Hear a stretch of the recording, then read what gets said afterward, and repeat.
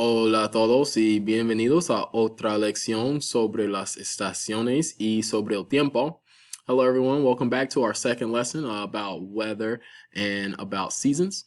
The last time we were together, we got to use the months of the year to create a chart that looks something like this. And what we're going to do is we're going to add onto this chart to help you guys be able to understand and be able to write about the weather. So while most of these words are on our vocab sheet that you can find in the Growing and Learning text or in class, we will also use this chart to be able to speak about the weather. So we're going to add some weather in here, and by memorizing, taking a photocopy of this in your brain and using it as much as you can to practice, you'll be able to say over 1,000 different things by combining the information we have here. So I'm going to give you some information about the weather and give you some tips on how to write about it. So in this section, we're going to be answering the question, ¿Qué tiempo hace? When we say ¿Qué tiempo hace? This is a phrase we use to ask, what is the weather like? When you hear ¿Qué tiempo hace?, we typically respond with the word hace. Hace frío is it's cold. Hace calor is it's hot. Hace buen tiempo is it's nice weather, while hace mal tiempo is it's bad weather. You may say something like llueve, it's raining, or nieva. In my class, these will be extra credit. And when we get to chapter 3 and 4, where we talk more about verbs, I'm going to explain this to a higher degree. So sticking with the words that say hace are a good start. Hace sol is it's sunny. Está nublado means it's cloudy. I want you guys to notice that we could use hace frío, hace calor, hace sol to basically communicate any weather in general. So I'm going to move over to a document where we can practice this. And then you guys, I'm going to show you how we can use these weathers a little differently.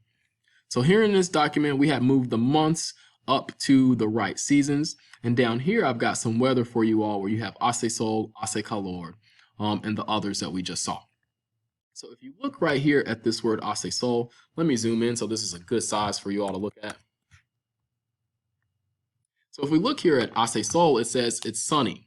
And if we decide to say hace mucho sol, mucho, the word we learned in numbers, a lot or much, hace mucho sol would mean it's very sunny.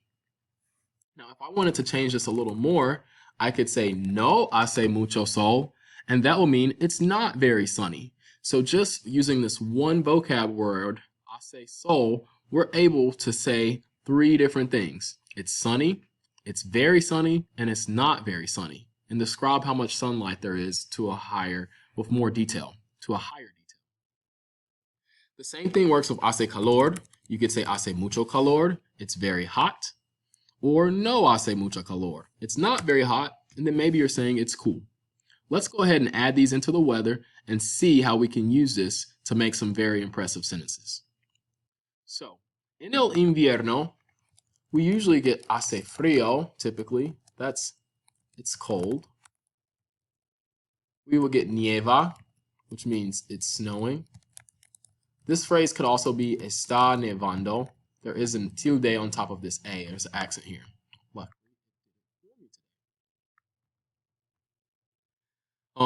We could get no hace, we could say hace mal tiempo, which is it's bad weather. This is the opposite of good weather. Now, obviously, you get to decide what bad weather and good weather is, so you should put hace mal tiempo in the season that you think has the worst weather, not me. When we move over to primavera, I like to add the one llueve, and also está lloviendo is another way to say it. This means it's raining.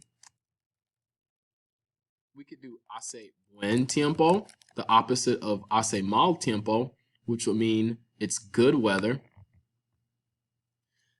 And I think those are probably good here. We have the one hace fresco, which means it's cool, like cool weather. You could say this by saying no hace mucho frío or no hace mucho calor. It's not very cold or it's not very hot.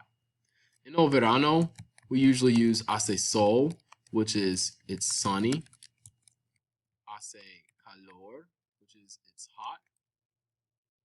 And maybe hace buen tiempo. In our last one, el otoño, the autumn or fall, I like to add in hace or hay viento. This is what we use for windy. I'm going to add another row and add just a few ones that would be extra credit. In my class, when I do the quiz and the test, I'm only for this section, all of the weather will be extra credit. So I'm going to go ahead and add in a few here. Let me make this all one box.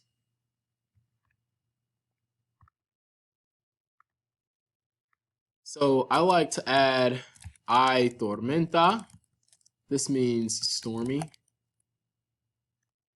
Está nublado is cloudy.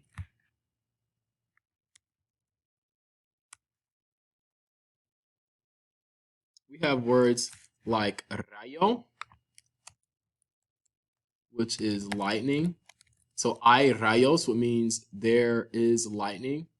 And we have truenos, trueno, which is thunder.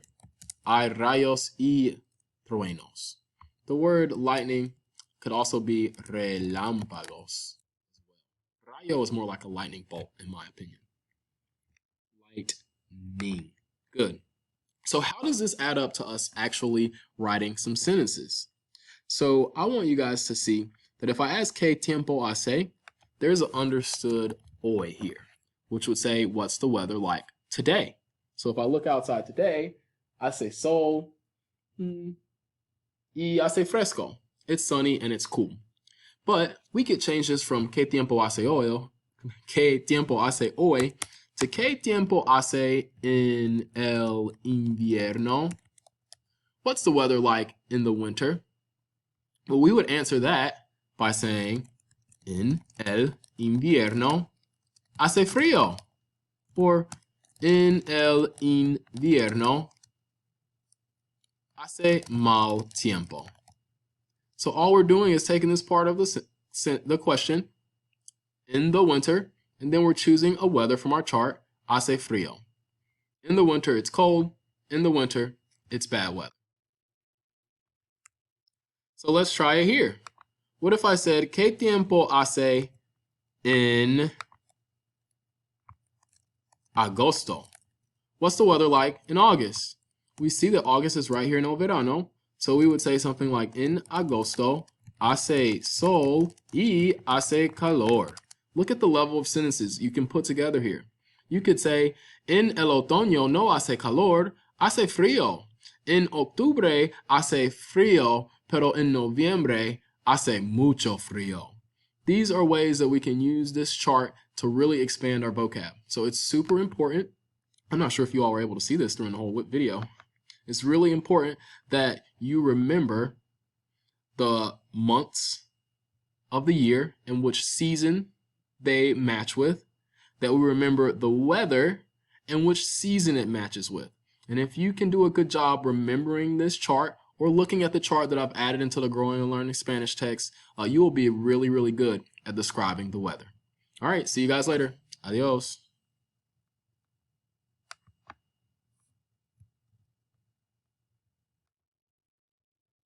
Stop the video.